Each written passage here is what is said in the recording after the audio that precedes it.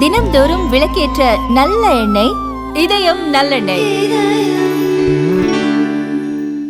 பிராமண பெண்கள் பற்றிய ரசக்குறைவான பேச்சுக்காக மத்திய பிரதேசத்தில் உள்ள மூத்த IAS அதிகாரி சந்தோஷ் வர்மா சர்ச்சையில் சிக்கியுள்ளார்.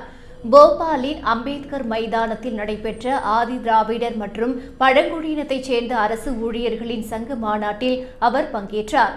அங்கு பேசிய போது, ஒரு பிராமணர் தனது மகளை என் மகனுக்கு தாரை பார்க்கும் வரை அல்லது அவனுடன் அந்த பெண் உறவு கொள்ளும் வரை இடஒதுக்கீடு தொடர வேண்டும் என சந்தோஷ் வர்மா பேசியுள்ளார்.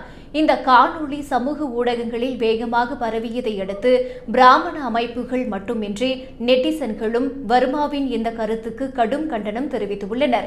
அவரது இந்த கூற்று அநாகரிகமானது, ஜாதி ரீதியான மற்றும் பிராமண பெண்களை மோசமாக அவமதிக்கும் செயல் என்று கண்டித்துள்ளனர். அகில இந்திய பிராமண சமாஜத்தின் மாநில தலைவர் புஷ்பேந்திர மிஸ்ரா கூறுகையில், பிராமண பெண்களுக்கு எதிராக கருத்து தெரிவித்த IAS அதிகாரி மீது உடனடியாக FIR பதிவு செய்யப்பட வேண்டும்.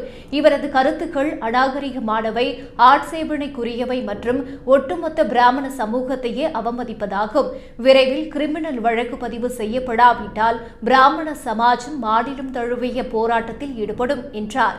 மத்திய அரசு பெண்களின் கண்ணியத்தை பாதுகாத்து வரும் நிலையில் அரசு ஊழியர் ஒருவர் நடத்தை விதிகளுக்கு மாறாக பேசியிருப்பது கண்டனத்திற்குரியது என்றும் புஷ்பேந்திர மிஸ்ரா தெரிவித்துள்ளார்.